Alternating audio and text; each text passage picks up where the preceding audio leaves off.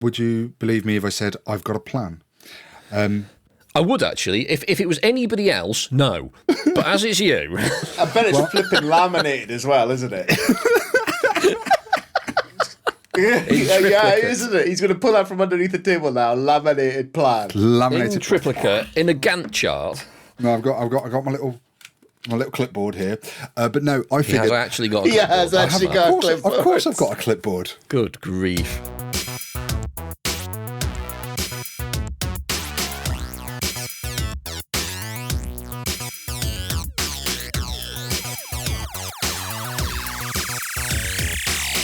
Hello, ladies and gentlemen, and welcome to the Polyhedron Collider Cast, episode 145, sponsored by Kienda. I'm Steve Tudor. No, I'm Andy Lewis. I'm Sid Gill. And I'm Rory Summers. So, burning question, the DMs and the instant messages been going off the hook. Everybody wants to know, did Andy make it to and from Airecon with his car in one piece? He did. He did. Good. Do you know what? I've had to think about this, and I've realised the only times that I managed to break down is when Elora isn't in the vehicle. I think she's basically some kind of incident ward. Right, reverse gremlin. Yeah. Yeah. Because when scares the gremlins away. Yeah. Maybe. I mean, you know, she can be quite frightening. Doesn't that kind of make Elora a gargoyle by that definition? No, you said that. You said that, mate. Yeah, you said that. Elora, next time you're here, you're on your own. I am sorry. That's what gargoyles do. They ward off evil spirits. Gargoyles aren't a bad thing. They're very good. Yeah, but you could have used the word talisman or 1,000 other things that aren't grotesque monsters made of stone. That is why I chose the word ward. Right, okay. I thought that's quite a nice thing. You know, it could be a pretty pattern. It could shine on the door. It could be nice. You know, some wards are lovely. Some wards are horrible, I'll give you that. But, you know. I think this illustrates why I'm always in trouble with the missus, isn't it? I just not just your own, it would seem.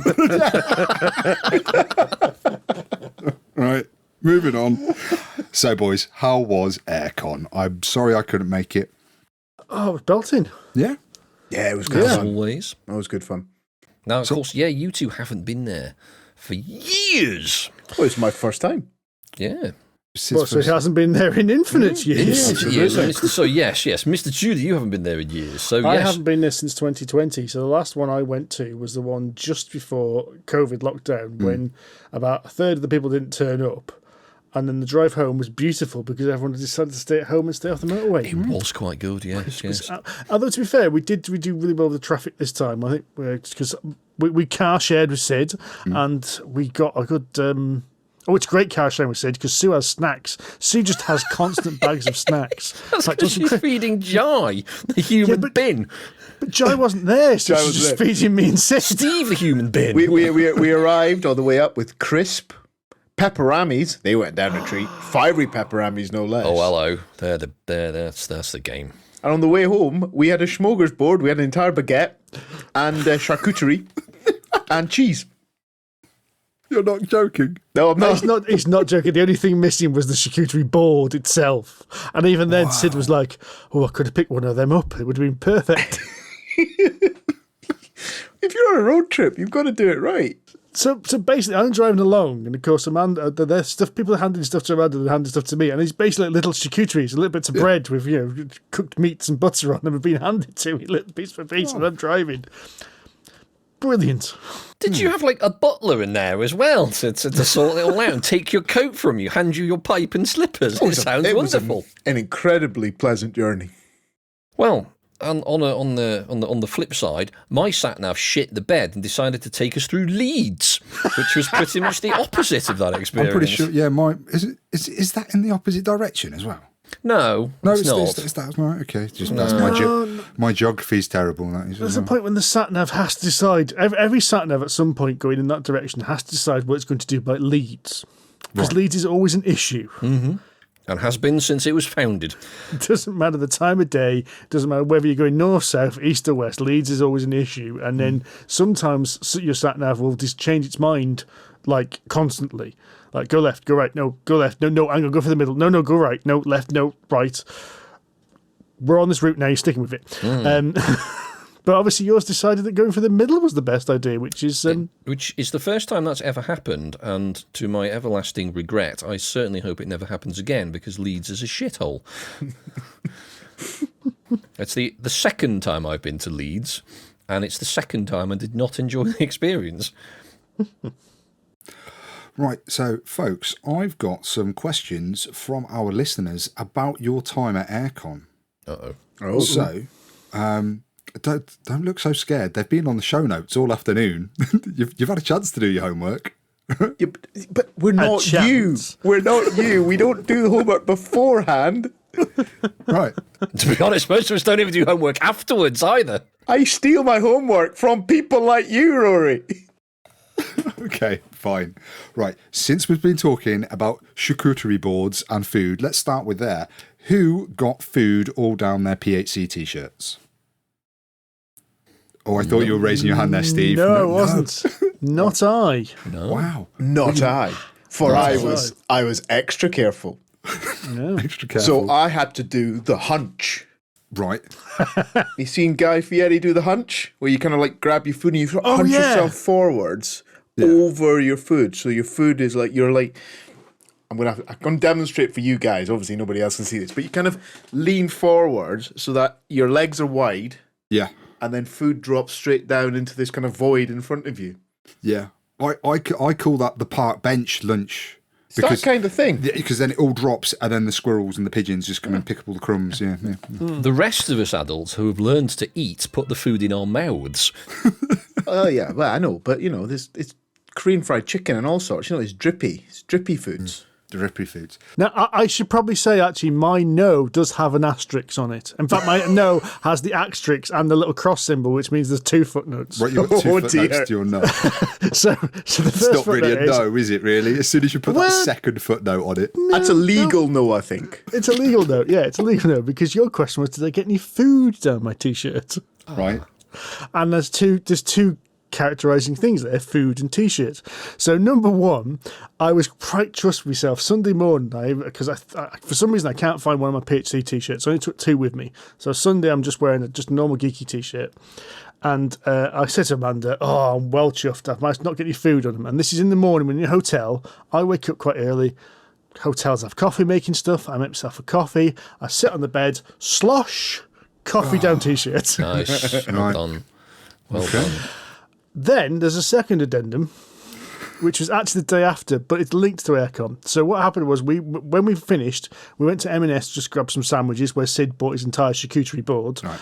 And I bought myself an andouille sausage, mozzarella and chicken wrap. Oh, hello. Oh, How hello. specific you're being. I love Oh, it. yeah, but look at the reaction we got. Now, I was so full after eating this charcuterie in the car that I left it and said, well, I might as well take that to work with me on Monday. And as I'm chomping with it at my desk, a big dollop of andouille sausage fell at the bottom straight onto my jeans. Oh, nice. Oh, that's going to stain badly too. It's oily, isn't it? Yeah. It's oily. It's going to stain. Lot of paprika in that. That's a 3-wash mess, that is. Yeah. Tell you what, I bet your jeans smell good though. They did. You know, sod your linen fresh Lenore shite, just andouille. Or It could be worse. andouille. It could be milk. It could be milk from your brew. It smells of cheese after 2 days. I'm just going to have to grab my clipboard and make a note of that for this episode's advert there. Was it sausage flavoured? Sausage-flavoured Lenore. laundry. Fabric softener. Sausage. Not just any flavoured. sausage. For that fresh Andouille northern sausage. feeling. Well, I can't spell that, so I'm just going to go with sausage flavoured. Sausage flavoured. Oh dear. The food vans were also up to scratch as well, to be fair. We always like the Korean chicken from Canoodle. They're very good. I have a small complaint. Do you? Yeah, I went to Canoodle and I'd had Korean fried chicken the night before at the brewery. So I went for the chili beef and it took an absolute freaking age to get my food. And then I went back to the table with my food and found out it was stone cold. Oh, Do you? And I was really disappointed, yeah. I think we added to his disappointment because we'd all had poutine and there was none left for him when he came back. Yeah. That poutine was good. It was good poutine. So moving on for the food, we've covered travel and we've covered food at Airecon. let's talk about some board games. Go on. So, I thought you were going to mention beer then. I didn't have any beer. no beer. No, completely sober. No beer. Okay, moving on then. Board games. Andy, on the other hand, had lots of beers. And he had, grass. Well, if I had pushed you under the bus, Steve was about to push me under it, right? So all I did was dodge the bullet. There's some mutual pushing here. But board games then, guys. What was the best board game you each played? What was your favourite standout board game of the con? I don't know. The game I definitely had the most fun playing was the 7-player game of Heat we played. Yeah. Yes. I enjoyed that in a way that I didn't expect to enjoy it. It was surprising. So, I don't think we've actually covered Heat on the podcast, have No, we? we haven't. No. I mean, we touched on it a few times because we played it as part of the BG 100. And I mentioned it from last year's Airecon when I first played it. But I don't think we've gone in detail, have we? So in case you have been unaware of this, because it was all the hotness, Heat, get it? About a year ago. God, the collective eye roll then, blimey, my monitor nearly fell over due to the gravity. 3-body problem there, you see. Oh, God. No, make it So stop. it is a Formula One style racing game, and I think it's close to Formula One than, say, NASCAR, for instance, in which you are multiple races in your cars going around a racetrack. And the way in which it works is you have a series of cards in your hand which all have different speeds on them. You play a number of cards equal to your gear you have currently selected. And certain corners have issues where you can't go too fast around the corner. So if you go around the corner at a particular speed, you will crash out and spin out, and you go back to first gear and go back to that point. However, there is stress cards, which are basically cards you play where you keep on playing random cards to get random speed. And importantly, there are heat cards. Now, heat cards allow you to do things like change 2 gears at once or go around the corner a bit faster. So if the corners are level 3 and you go around 5, you can spend 2 heat, which is basically take 2 heat out of this its own discard pile and put it into your deck. Yeah. The problem with heat cards is when they're in your deck, they're useless. It's like a deck building. It's like a little mini deck builder in that regard. It's completely useless. They just clog up your hand. So you have to do cooldown actions to try and get the heat out of your hand back into this discard pile so you can then use the heat to do things. I think we played it... Did we play it 5-player at Andy's a few weeks back? Yeah.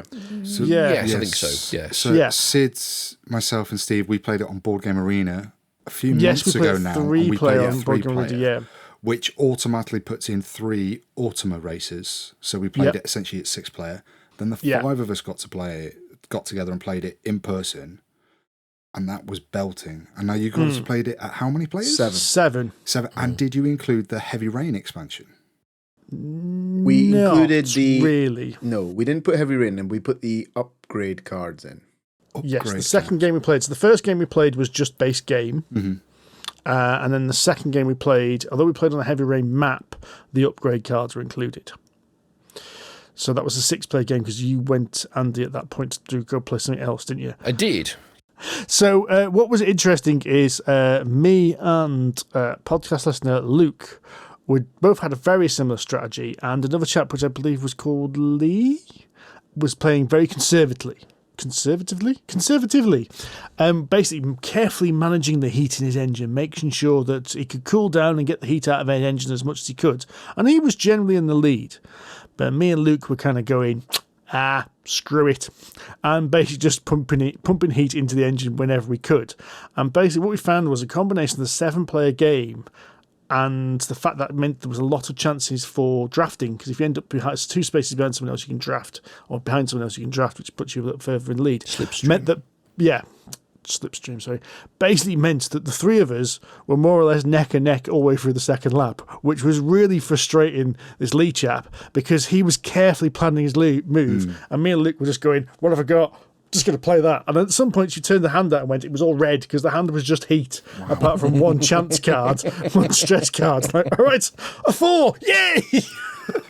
So it was absolutely chaotic, and it was absolutely brilliant because of that chaos. Just letting it happen, and I said because there were 7 of us, the pack kept quite tight as well throughout most of it. It felt like an even race. Yeah.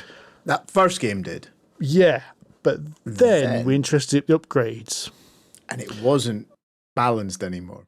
So can I just ask a quick question with the upgrades? Are the upgrades part of the Heavy Rain expansion, or are the upgrades part of the base game as like an enhancement? I think they're part of the base game, aren't they, Andy? They are, yes. Yeah, Okay, I think the expansions add more upgrades. So these are drafted. So basically, I can't remember which cards it has, but if you play a standard game, a couple of cards in your hand are upgrade cards. There's the 0, a spare heat, and the 5. And the 5, yeah, that's it. So they get binned, and they get mixed in with all these other upgrade cards, and you draft them. So a bunch of them go out, and then you go around the table doing like a snake draft, picking these cards. And you do it 3 times, you end up with 3 upgrade cards or 6 upgrade cards, whatever it is. I can't remember exact figures, but then you end up with 6 completely different cars. Because you all have the same basic speeds, but then you have different upgrades. So some people have brakes, which allow them to choose the speed they're going to do when they play the cards. Some people had 4-wheel drive, which was like the equivalent of 4 stress cards. So you just pulled 4 cards, which was great on a straight. Some people had cooling systems, which automatically added cooling to the engine. You could, if you wanted to, add more heat as part of the upgrade. And then there was one that gave you increased slipstream. So you could chain slipstreams together. Oh, wow. That'd be powerful. Yeah, so you could jump 6 spaces if you did it right. Wow. That's a race winner, that is. It was fucking mental. It was hilarious. It changed the game from pretty sensible to madness. Yeah. And the knock-on of that madness was it was no longer balanced. No. Because no one knew how to balance the upgrades they had. So, and I don't think it was the fact that some upgrades were more powerful than others. It was more the combos of those upgrades were a bit more powerful.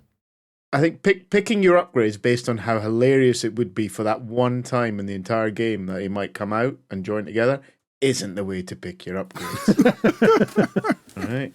However, it is fun when they do all come out together. Yeah. That one moment when you can chain 3 slipstreams together is comedy genius. Yeah.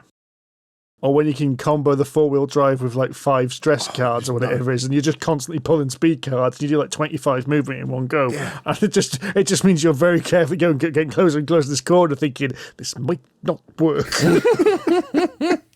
I loved it. I think it was also that point in the evening where we played it, which helped. Because I felt, before we started playing Heat, I felt kind of quite tired, a little bit chill. We played that first game of Heat, and I was raring at that point. I wanted another game after that, and then we put the upgrades in. I was just smiling. I was just loving that playthrough. It was great fun. I have found that when we've played Heat, I do find it to be a very exciting game. It's got a very, it's very tactile. I'm trying to think, like, you know, when you're playing something, terrible analogy here, but when you're playing something like Jenga, you know, when you get that nervousness about whether it's going to tip over, you get that kind of that little buzz of excitement. I feel I get that with Heat as well. I've got, you know, I can mitigate it. I've got some agency in which cards I play, but I've got that little bit of excitement as well as I play it, and as you play your cards, and it reveals where you're going to move around the track. I think it's that player interaction of you're kind of goading each other to take a risk. Oh, go on, you can just add a stress into that car. That's going to be cool. Play that. You know what I mean? It's that little bit of banter that goes across the table, and it creates that kind of and then it all goes to rat shit, and you've spun out with 25 speed round a corner 3. You know, that kind of nonsense happens, and it's a fun game. I have found that with Heat, though, when you are behind, it's very easy to make a mistake, and when you fall behind in Heat, it's very, very hard to come back. It absolutely isn't. Because we had a couple of people literally genuine in the first race who were so far behind, and by the third corner, they were right back in the game. You're right, except when you put the upgrades in. Because the upgrades created essentially 2 packs. Literally 2 packs of cars. So there was bunch of 3 or 4 people at the front and 3 or 4 people at the rear, and it was a big gap in the middle that was never closing. Whereas you're right, on the first game, where we had a more balanced hand and everyone was playing effectively the same car, some more sort of the rally rules, it was tighter and the catch-up mechanics worked and things like that, so it felt a tighter, closer game. Okay. But as soon as you put the madness of the unbalanced upgrades in, which we all fed into, or we were culpable for that. It's not the game's fault, but it did unbalance it, and there was a split in people didn't catch up. And I think the second game, depending where you were, would have been either very good fun or frustrating as hell because you just would know you're always racing yourself. Sure. Okay. So I was just thinking that time we played the 5-player game. I think, was it Andy? Was it you and Alora who unfortunately were trailing behind? I think so, yeah. I did not have a good race. Yeah, I think Alora spun out on a corner and was unable to catch up with the rest of the pack. And then I think you spun out again in lap 2. And that's it. I've having been there myself, when you fall behind, it's really, really hard, I think, to cut back into it. But be that as it may, I think Heat is an absolutely fantastic game. I think it's an awful lot of fun. It is. It's a lot of fun. It's certainly helped by arseholes who jog each other on and stick together. There's a lot of banter across that game, and I think it really helps if you're a bit vocal. I think it also needs to be played at a higher play count, though. This is not definitely. It doesn't work with 2. There are rules for the Ultima, but I think that feels like if you played it 2-player, you've got to do an awful lot of table maintenance just to play a 2-player game. Yeah, screw that. And you're not getting that player interaction of a bit of japery. No. Japery, yes. You need to race against a group of people, not just a one-on-one thing. Oh, absolutely. Yeah, definitely, yeah. Yeah. Yeah, just imagine how crap that would be if everyone just sat in silence playing cards. That would be really boring. You need the shouting and screaming. I mean, we got a few funny looks from across the room, and this is a big room, because there's cheering and shouting and screaming. It was great fun. Because it attracts attention. In fact, the first time we played last year, when I played it last year at Airecon, we got a crowd around us because it's late in the evening. A few of us had a few beers. I'm not going to lie, but it's really good fun. It is very much a spectacle game. As long as you know you're going into it, don't take it entirely too seriously. It's a lot of fun. So that was Heat.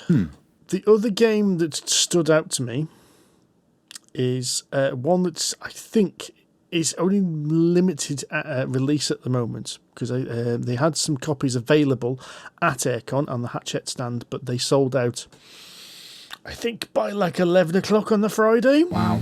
And that's a game called Faraway. And this is, I would say, quite different to most games we tend to like on this podcast. But I was rather enamoured by it. Yeah. It's had a lot of good chatter about it. Yeah. So this game, the theme of this game is you've gone to like another world and you're having a journey and you're meeting people along the way. And the people along the way say they want things from you that you need to get further from the journey. What that basically means is you're playing cards, and cards have requirements to make them score. And so the next cards you play, or the next cards you play, have to have those things on them in order to score. So what you do is you play these cards. I can't remember. It's a number of cards. I think it's 8 or 10. Eight cards. 8. There was 8. And after you've played all 8 of them, you'll flip them all back over and reveal them from the back forward. So basically you count, like, for instance, there are symbols like a pineapple and a crystal, and one might say, if you have a pineapple and a crystal symbol, you get 3 points per pineapple. So you look at the cards you've revealed and you'll go, right, okay, I meet the criteria, because there's usually criteria to get the score and then how you're scored. Yeah. And so I've got the pineapple, I've got the crystal, I've got 2 pineapples, 3 points per pineapple, that's 6 points. And you just reveal the cards one at a time. And the rest of it is just a simple drafting game. All the cards have got numbers on it. Whoever plays the lowest card gets to pick from the market first. You pick in that order. Yet if you play a card that's higher than the previous card, you also get these little bonus cards. And have a selection of them. Sanctuary cards, which give you global benefits which help doing all your cards. There's also this cutesy little artwork on it, which is very distinctive. And that's about it. It takes 15 minutes to play once you know what you're doing. Oh, wow. Is it that short? Yeah, it's Bloody a quick hell. game. really is. It took about half an hour with the teach for us. That's really good. Yeah. I felt this game, it feels in some ways a lot like Game of Trains.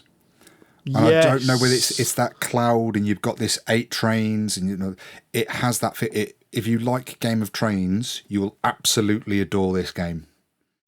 That's a good analogy. I didn't think about that. And we should point out, Rory has played this because it's on Board Game Arena at the moment as well. It is. And if you're both sitting there, when we say the real game takes about 15 minutes, with BGA's automation, it takes about 5. Wow, Jesus. Yes. Yeah, you can't. Done! Basically, yes. Yeah. Wow. It's actually, I really, really like this game. What it packs into such a small thing as well is impressive. I mean, I'm getting about the same score every time I play it as well at the moment. I'm getting about 50 odd points, and I know I should be getting more. I know I'm going effectively enough. Well, I was looking on, because we've been playing on Board Game Arena today, while I've been at work, obviously, and I had to look, because Board Game Arena does that really clever thing of telling you what the average winner score is. So I've been scoring very consistently about 60 points, but I know the average winner scores 75. Ooh. So I was like, whoa, that's what I'm aiming for now. And it's... Yeah, when we had it demoed, some chap came over to speak to it. Was it the designer we were with, Sid? I don't know if it's a designer. He was definitely very closely connected to it. Yeah. And somebody came up to us and said, oh, yeah, we bought it off you. We're one of the few people who bought it. And they said he got like 52 during the demo and he was now getting 120 points per game. Jesus. As a kind of score. And I was like, bloody hell. I kind of get that, because once you've started to get a handle on how to chain your combos, you can start really managing what you're drafting up and how you're playing it. It's a game where at first time you play, all you're doing is trying to get cards to get your combos. But it's more interactive than that, because choosing the right card means you can go first and pick what's in the market. Choosing the right card means you can get access to more of these sanctuaries, which give you more choice of which ones to play. And so I can see even after a couple of games, you start looking at what everyone else is doing, because you're like, oh, hang on. If Sid's after blue crystals, and he gets the initiative, I'm going to struggle there. Yeah. But no blue crystals might come up, or there might be loads of blue crystals come up, and then there's more to it than first teams. I think. I think as well, the first play I've had of it, because I only had the one play of it, I was still trying to work out what to focus on, and I was focusing on too many different things, so I was constantly changing where I was trying to score points. That's not the way to win this game. You basically got to just grab one thing and really hit it hard. It's almost like you, from your starting hand, whatever you get in your starting hand, because essentially this is actions. This is a kind of action programming, but it's reverse action programming. Yes. So the first card you play is going to be the last one you activate to score, and it's that really just getting your head around that in itself. So if I've got a set of blue, green, yellow, and red cards, it's 10 points. So if that's the first card I put down, I know that I've just got to make sure I have 2 of each card by the end of it. It's really that action programming reversed makes it really, really fun. Makes it really, like, there were so many times when I've played it now when I've just gone, that was the wrong card to play because it needs 4 crystals to activate, and it's like, I've just put it down as the 7th bloody card. Why have I done that? Because that card is just now not going to score. It gives me absolutely... It's so easy to fall in that trap, because you go, oh, I've got loads of crystals. No, not when he activates, I won't. If I'm honest, I think that was one of my standout surprises of Airecon. All round, this is just a bloody belting game, and you guys shouted it out to me while you were at Airecon, so I've had a look, and I've been on Board Game Geek. It's actually officially, its street date is tomorrow. Yeah, I think it was early March, released at Airecon. I think they had a couple hundred copies, and I think as Steve says, so it's pre-released at Airecon. It's going to be there again at the UK Games Expo. So if you can't get, I was having a look on after playing on Board Game Arena today. I did have a look on kind of some of the stores. It's flipping cheap. Kienda for it, and they haven't got it in stock yet. I did speak to, I think his name was Rob, who was doing part of the demo. It might not have been the guys you had, but I did say, is it going to be available at Expo? He says yes, so it's definitely going to be available, presumably the Hachette stand at Expo. I don't think you need to wait that long. You can get it in distribution, I think, as Rory says, tomorrow. Yeah. From tomorrow. We can't wait 6 weeks, god damn it. 6 weeks, more than 6 weeks, isn't it? 10 weeks, apologies, yes, it's April this month. Exactly, mate. God, I can't wait till but tomorrow shut up, morning Andy. to have my breakfast. I'm not going to wait 10 weeks to buy this. No. I'm guessing it's about a sort of 15 quid price point. 20 something, 21, 22. Okay. Yeah. But to be fair, I wouldn't begrumble it for that because the cardstock, Begrumble, the that is not a artwork. word. It is now. I've said it, now. therefore now it is. Begrumble, adding that to the Begrumble it. checklist. Begrumble. PhD inventing more words. Whelmed. Begrumble. Well, it is beautiful artwork.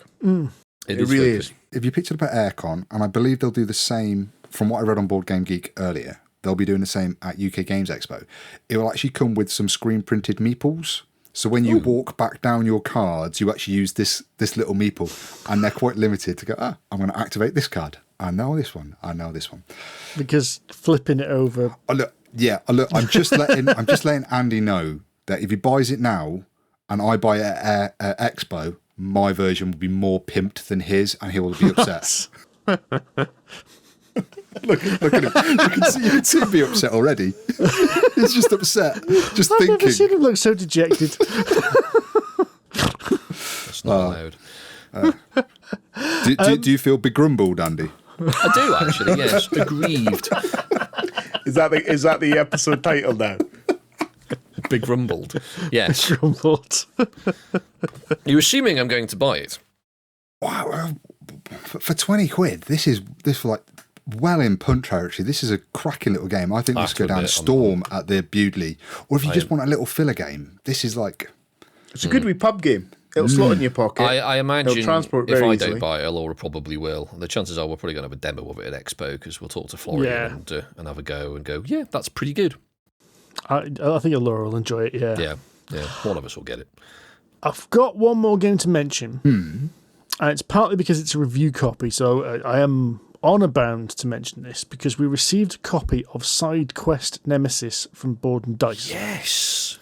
In fact, we actually received also a copy of Sidequest 7th Sea, but we haven't got around to playing that yet. Now, we did play this at Airecon, and we've made the foolish mistake, as everyone does at one point with any game at a convention like this, is we had a time limit because we had a table booked in a restaurant at 7 o'clock, and it said on the box, 90 minutes. So we unpacked it with 90 minutes. No, we said we're clever. We can do it quicker than that. That's what we said. And we were full of it. We were absolutely full of it. We're full of something.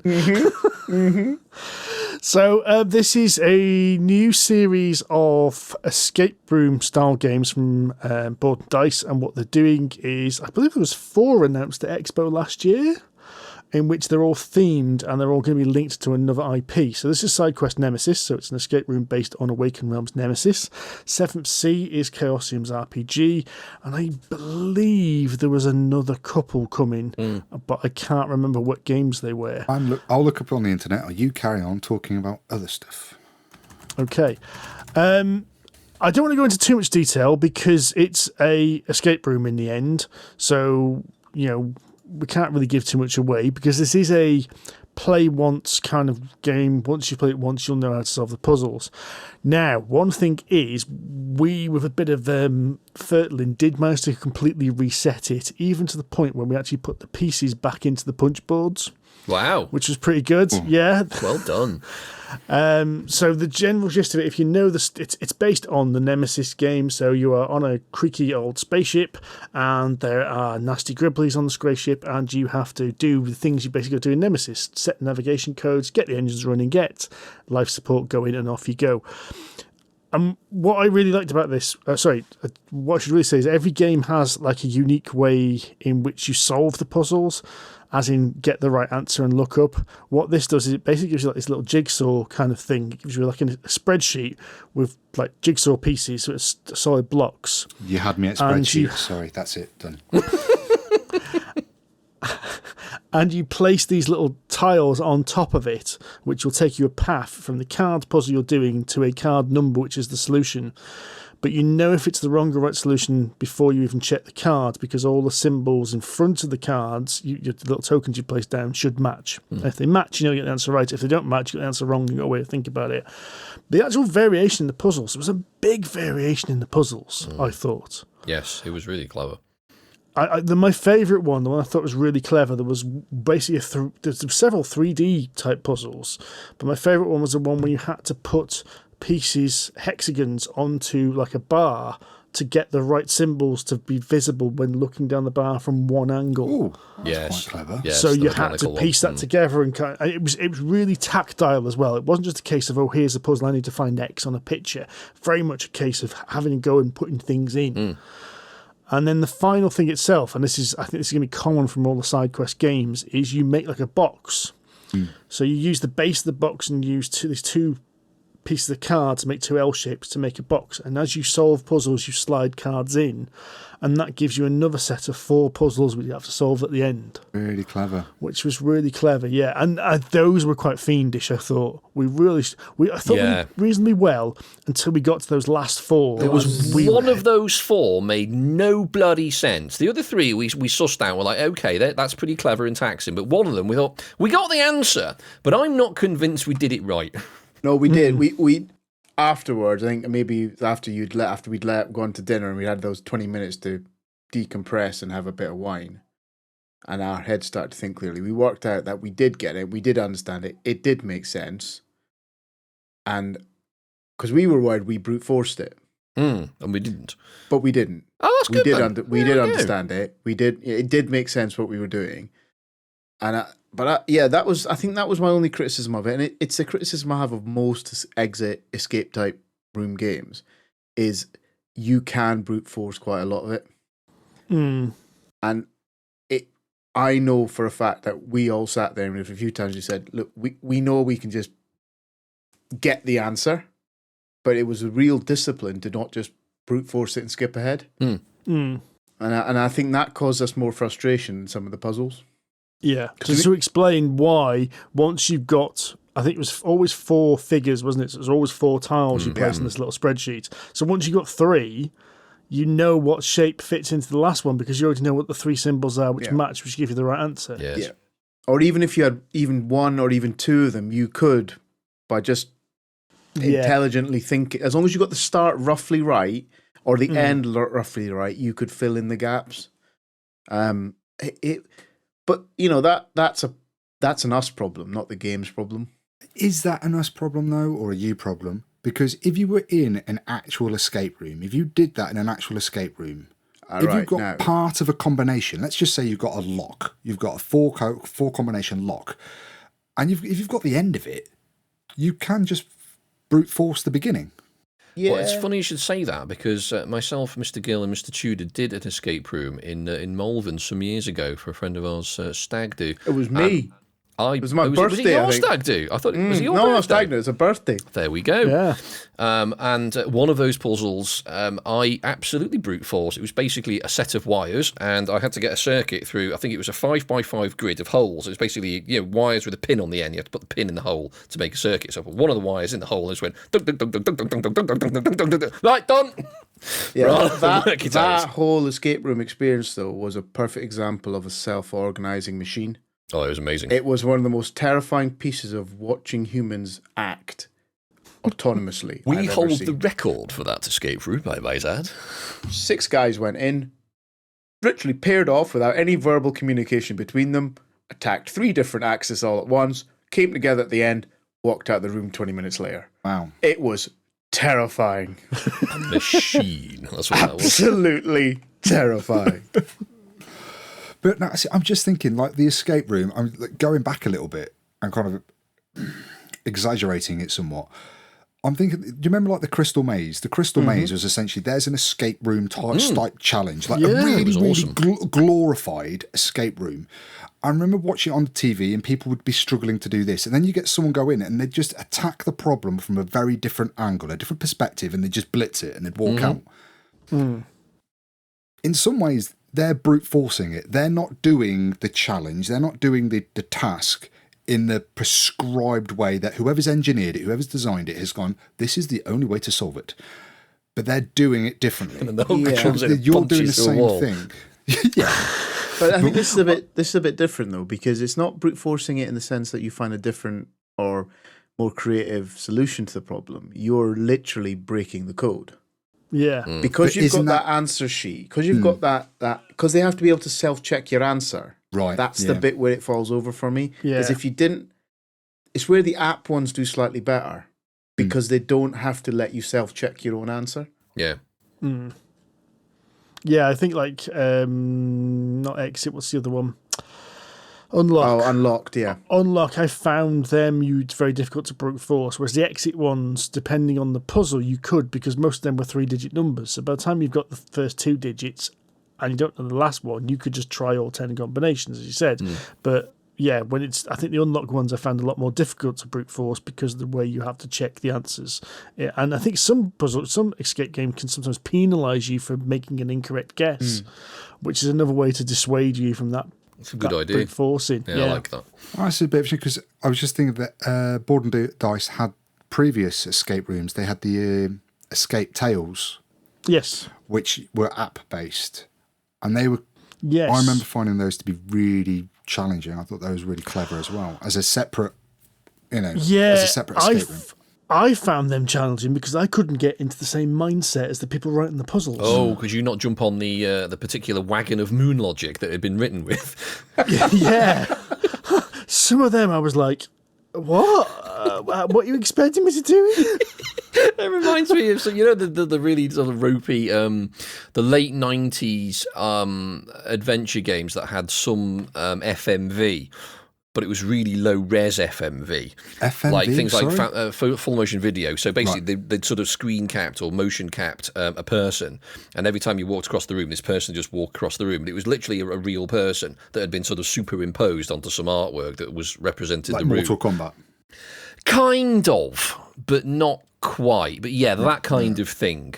So there were things like Phantasmagoria and various other games that sort of did this, and they were all driven by moon logic. And coincidentally, most of them were designed by Roberta Brown. Or was it Roberta Williams? Roberta Williams. Roberta Williams. Yeah, and she had a special brand of moon logic all of her own. And I remember some of those puzzles were just... Why would you do that? I mean, Monkey Island was a bit weird, but at least most of the puzzles made sense. You know, why you use a frozen monkey on a hydrant because it's a monkey wrench. That makes sense. It's a bit silly, but it makes sense. Chicken in a pulley? Where the f did that come from? It's just a thing in the game. You know, it had a pulley in the middle, so you use the pulley on the rope. Spoilers. Hello. If you haven't worked that bit out in Monkey Island, right, frankly, you shouldn't be playing Monkey This Island. is the thing, it was silly, but at least the puzzles made sense. There are a lot of adventure games out there where the puzzles don't make sense. It's just go across town and use item A on object Z just because it advances the plot, rather than it making actual logical sense. I still miss those days, though. Yeah. I miss those days when things were hard and there was no way to find a solution until you found a random magazine somewhere which happened to have a question printed in it, or there was a bit of a walkthrough or something like that, and you went, that was it, and you used to read it in John Menzies before you went home, and you then go and solve your problem. That's it. Read it in the newsagents. Don't buy the thing. Just read through it. Read There's the answer. Put it back on the shelf and go read it in home. the shop. Quick glance at the top shelf or the bottom shelf, depending which shop it was, and off you went. That's it, yes. Or you just spend the entire game rumming every item in your inventory on everything else in the game until you jump on it. That doesn't work with that. That doesn't work with that. No. Oh, God. But anyway, I thought it was quite good. It certainly Sidequest. felt like Nemesis. It was certainly that they got I the thought theme the and the feeling theming was of it right. incredibly strong. Yeah, really, really And good. that did purvey through it. And it did carry the story, I thought, with the the infection cards and the stealing of the eggs and this and that and the next thing. I really enjoyed it. I look forward to it because I've got it up here on my shelf. And it didn't overly frustrate me. I didn't feel like any puzzle was one that we couldn't have got through. And we did get through without cheating. So Looking at the Board and Dice website, at the moment they've only announced Nemesis and Seventh Sea. Okay. There is the other ones haven't been announced yet, at least publicly anyway. But also they look like they're very different games as well. Like Seventh Sea has little standees. Oh, there was a standee in this just one. like the pictures, like the component pictures, they look very, very different, which would suggest that the puzzles are going to be very, very different as well. Well, apparently the 7th Sea one is supposed to be more difficult. Yeah, we didn't do that one because Interesting, yeah. that one said it was like 120 minutes, and we weren't clever enough. You didn't have that much time before dinner, no. No, Yeah. no, but Exactly. but based on our logic, it could have been 4 hours long. We would have done it in an hour when we started. So that was the logic we were all working in. To be fair, you did make dinner. We did.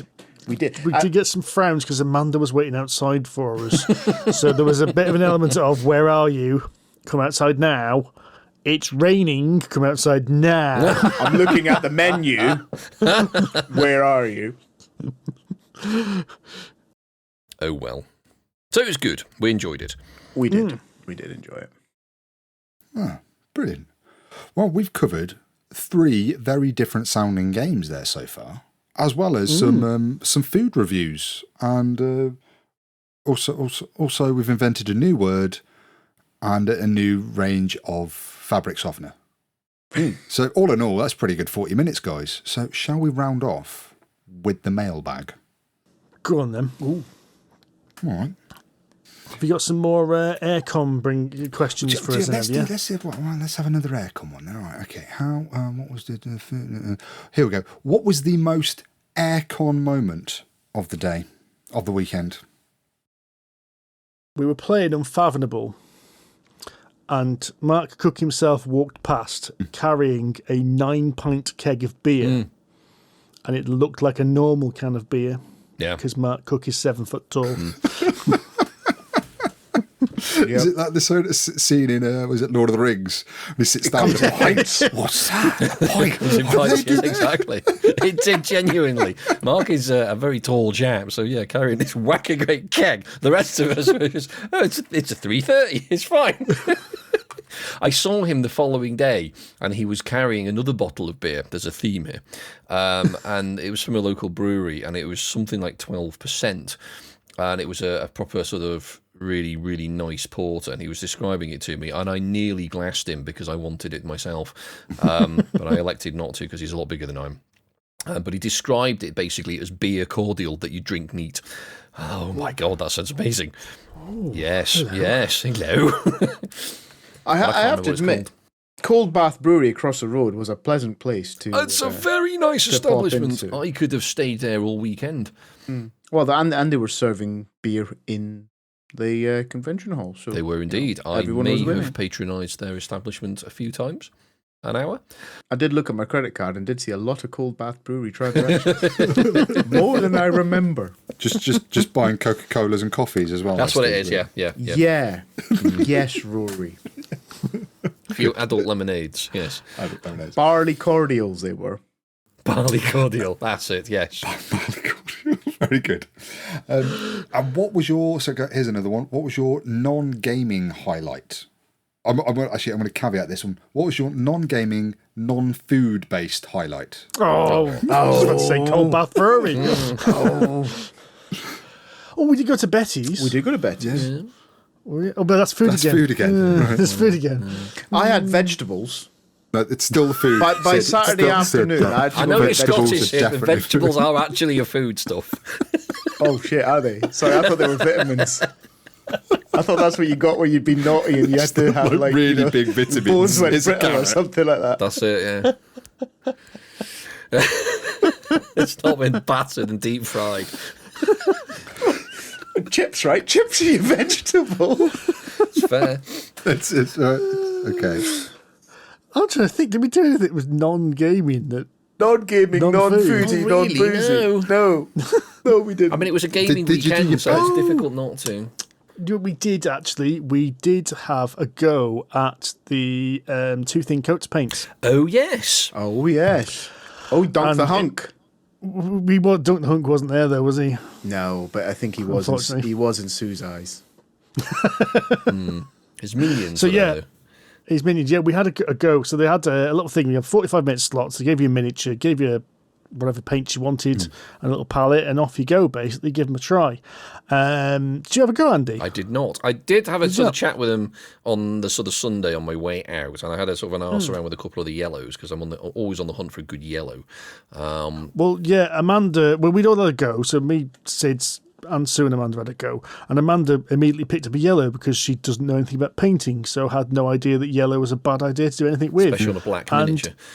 And a black miniature, and it looked really good. Yes, yeah, I was very impressed with the yellow, because I was talking to, I think his name's Sam, one of the folk there, and yeah, we were talking about, you know what, there are just some really nice colours. If you just pick one colour from like each paint range, one of them, I mean, you and I love dark sea blue from the Vallejo range, Steve. I mean, it's just a lovely, lovely colour. There's a couple of scale colour paints in here that are just really lovely colours. Even Army Painter, I'd had ice yellow. Weirdly, it's just, I think, it's Vallejo that does ice yellow, but there's another couple of really nice Army Painter paints as well, weirdly. I mean, they get a bad rap, but there are some really nice paints in that range. But it's, and the scale colour yellow, what I have here, is also very nice. But it is difficult. We were just talking about, you know, these individual paints that you just get from each range. Everyone has that as a go-to, like ivory or whatever it is. It doesn't matter who you talk to, whatever paint range you might like or hate, it's always like, yeah, that's a really good paint. And it looks like two thin coats. Actually, they're yellow. And what is it? That Sword Hilt Burgundy. Sword Hilt Burgundy. There you go. Oh, that's a colour and a half. There you go. Yeah. That is a majestic colour. I had to, because I painted my model with that, and I had to go out to Travelling Man straight away and buy myself a pot of it. So I have a pot of the Sword Hilt Burgundy. There you go. Sword Such a Hilt lovely Burgundy. colour. It is beautiful. Oh, it's a beautiful colour, yeah. They were interesting paints. They felt, they're probably a gel medium, I think, if we're getting technical, though I might be wrong with that. So they don't feel the same as like Citadel and Vallejo. They feel a bit thicker, but they do have a satiny, highly satin finish, whether you like that or not. I find it quite useful there because I didn't have my usual painting goggles with, and because I'm old, I can't see anymore. So there was very much a case of that was the only thing that allowed me to actually see the highlights on the miniature of where to paint. But depend on your style, you might prefer that or not. But yeah, I'm the only reason I'm not going to buy loads of them right now is because I already have loads and lots of paints. But I would be tempted to get a small set of them and add them into my collection, definitely. I'm tempted to do something similar, because I did have a go with a couple of them there, one of the yellows actually, and I just kind of painted it on my hand. And I can see what you mean about they don't feel like normal paints. I don't know if they're gel or not. Obviously, we can find out at some point, because I've got the scale colour range here, and they're definitely gel medium, and they didn't really feel exactly like that. But they kind of didn't feel the same as Vallejo either. They were more Vallejo than scale colour in terms of feel. What do you think? I thought the other way around, personally. Okay, well, there you go. About So we don't somewhere know. in the middle.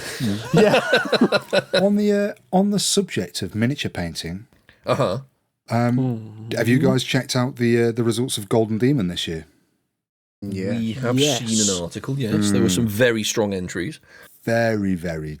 Have you seen the winner? The overall winner. Is that the diorama? The Demon Slub. It's the diorama with the lake, with the That's reflection. amazing, that. That's That- absolutely staggering. was stunning. Yeah. But don't look at it on the Golden Demon website. Go look at the chap's Instagram, because the Golden Demon puts it on a white background and it looks amazing. But on a black background, it is absolutely stunning. It is. It Now, looks the so thing good. I loved about that, and I don't know if I was staring at this for too long in the office or not, Oh my goodness. Yeah. was the reflected bit. So just for people who haven't seen it, Yep. I don't know what the subject matter is, right? It's a chap with a big sword standing It's by a a tree. vampire. It's a vampire count from Age of Sigmar, I believe. It's a blokey standing by a lake with a big tree, right? And in the diorama, it's mirrored. So there's a mirror like reflection of the top bit, and it's all reversed. But it's the creepy little ghosty fella that the first few looks I didn't see in the reflection.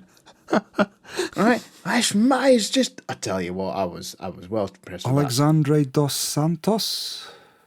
Is that? Go look him up on Instagram I'm on it. and go, because the Instagram is on a black background and it looks It even does. better It really on a black does. background. It's amazing.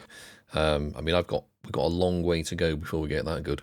But I love the fact as well that it's a reflection, it's a vampire, and if you look at the reflection, He's the vampire's not that's there. incredible. his head and his hands are missing. It's just genius. Clever. Yeah, that's the bit that I really, really thought was impressive. Was that bit?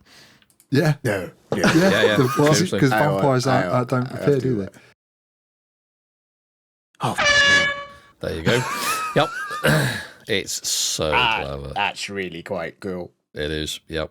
It's amazingly good.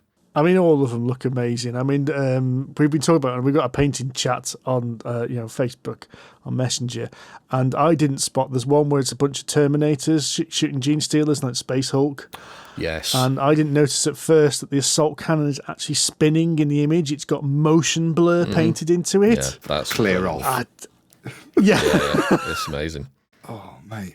It's quite interesting. I recognise a few names as well now because I'm getting much more into painting, and it's quite interesting. One I really knew of before of him was the John Ninos one, so Ninjon, because he's actually been cataloguing him painting it over the last few months, and you can tell how much effort he's put into it just on those videos. He's done like 3 or 4 videos about it, and like how he scrapped the diorama from. He made this base that took him absolutely ages to make this base, put the miniatures on it, and went, no, it's too big, I'm going to have to start completely from scratch. Because it doesn't fit. It doesn't, they were too widely spaced, so he raided like a smaller base and started completely again. So the amount of work that goes into these things is extraordinary. Yes. One day, maybe, perhaps. With a following wind. Well, the UK one is later in the year. Ooh. Yeah, I'm not good enough for that. What was it? No. So was that global? No, that's the US one, so that's the Adepticon Golden Demon. Right. There'll be a UK Golden Demon later in the year as well. Generally. So they generally now do one in America, one in the US. No. But it's interesting that a few of the painters are based in the UK, because I know Marco Fresconi is in Northern Ireland, I think, or Ireland, so he's flown over. Yeah. And some of the other people I follow Instagram are from like London and flown over. I think so Sarastro was there as well. I don't know if he'd entered it, but he was definitely there. Oh, it was in Adepticon. So Adepticon's like a massive miniature painting convention. Yeah. It's like Expo just for miniature painting. So a lot of the big painters go do demo things. Right. So Sarastro was doing a demo. Right, yeah. Marco was doing a demo. You know, you can get in on these classes. It's one of those things I think I would like to go, but it's a lot of expense just to go over to just bring a suitcase of miniatures back with me. Yes. Yeah, I've got a cupboard full. I don't need any more. I'm actually off to Warhammer World in a couple of weeks. Oh, really? Yeah, because my I don't know if Sid, are you at this point yet? Is your lad at the Warhammer stage yet? Is he? No, he will get there because of Sue, but Yeah. he's going to end up with either a love-hate relationship with Space Marines. I can't work out which way he's going to end up. If it's Sue's way, she'll My little man is obsessed with it at the moment. It's just It's a good day out. Steve was telling us about it on the way up to Harrogate. yeah, little aside there, miniature painting. I'm trying to get my 7-year-old and 5-year-old into it. Then they can win a Golden Demon later in the year. Well, later Later this year, yes. At the age of 5, they'll win Golden Demon. Hey, look. We'll get further than me. Yeah, I mean, Beethoven did something when he was 5, didn't he? Allegedly, yes. Allegedly. It's one of his symphonies. Do be careful if you do search for Alexandre dos Santos on Instagram, because the first one that pops up is not him. It's a 40-something-year-old man wearing Speedos on the beach. Nobody wants to see that. Thank you for the warning. Yeah, no worries. You are welcome. Public service announcement. There we go. To the mailbag. To the Back mailbag. to the mailbag. Here's a question I asked our listeners the other day, last week. Right? Which popular game do you just hate? And we could be here a while. attraction. I mean, no, you've only allowed to pick one, Andy.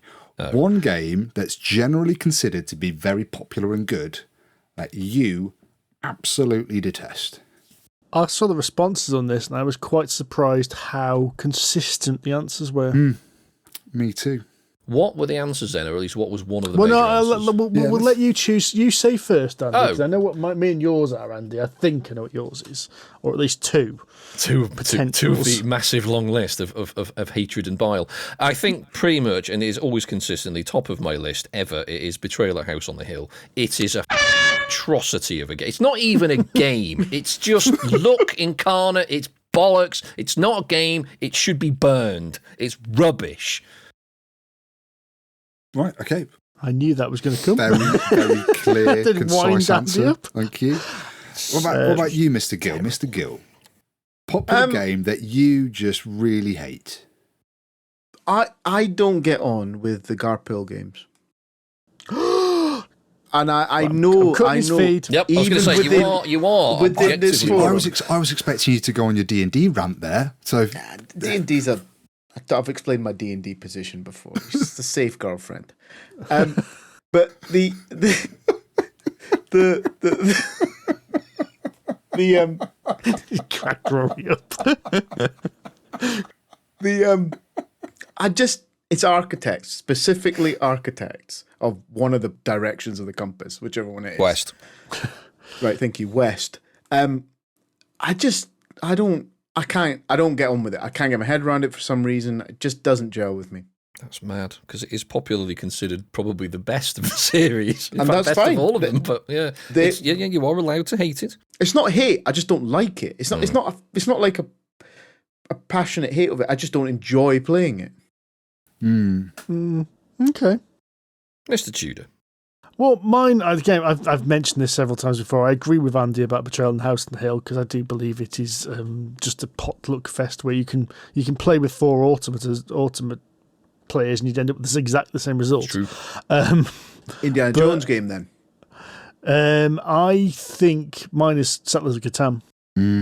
I don't understand why that game is... Well, I do understand why the game is so popular. It caused a bit of a board game revolution and introduced board Euro-style games to America. I think it's a game which doesn't work unless everyone's in the exact right mindset, and I've never played it with people who are in that mindset. Rendered massively drunk so they don't understand basic statistics, you mean? Well, then there's that, but there's also the trade part of it. The game doesn't work unless you trade, and no one wants to trade because you're giving your opponents an advantage. So I mean, I've said this on the podcast 1,000 times before, I think, so it's nothing new. Rory is the one I don't know about. Yeah, you're don't think you've the actually weird said. chaotic element here, Mr. Summers. Right, because there are... I was just having a look through my stats there to try and remind myself, because there are some games. I mean, we've been going through the BGD Top 100, and Rory has said a couple of times, I'm not looking forward to playing this one because I hate it. Oh. There are a few on there, but I think I'm going to go with... I'm going to say Dixit, actually. That's not a bad shout. If we're calling that popular, and I've just checked, it is ranked 375, so it's top 500, so I think it's fair to say Dixit is popular. It is. That game is insufferably dull. I would give it a caveat. I don't disagree with you to a point. I think it's quite clever and it's fun with the right... It needs the right people, though. The problem is if you're in the if they're in the same mindset as one of the other players, you will always win because you'll just get whatever what that player does and nobody else will get any points. But the problem with it is it just outstays its welcome. It lasts too bloody long. If it stopped at 10 points, it'd be all right. But it doesn't. It goes on and on and on. Now, I have two observations, I think, about this. Number one is I think Mysterium takes it and works it in a better way. I have more fun playing Mysterium, which is effectively the same thing. The other thing is I don't think Dixit is for us. No. We're all sciencey engineering type people. And the fact that the Dixit rulebook even says, say a poem or sing a song, means straight away that none of us are going to say a poem or sing a song when describing the card. So we are not the target audience. That is true, yes, because, I mean, having played it with people like Alora and others who are somewhat more emotionally attached, they will look at, love or wings or air or something like that, whereas somewhere like Sid or me will just go, red. Well, Or you've now just round. triggered... Something like that.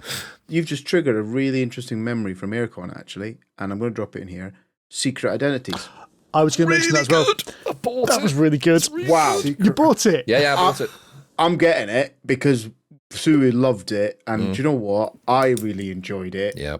I enjoyed the dynamic of it, and I think one of you two, said it's a better Dixit. In fact, it was me. I described it, and I'm going to repeat my description here. Whilst on the subject that Mr. Summers has just raised, it is like Dixit, but not shit.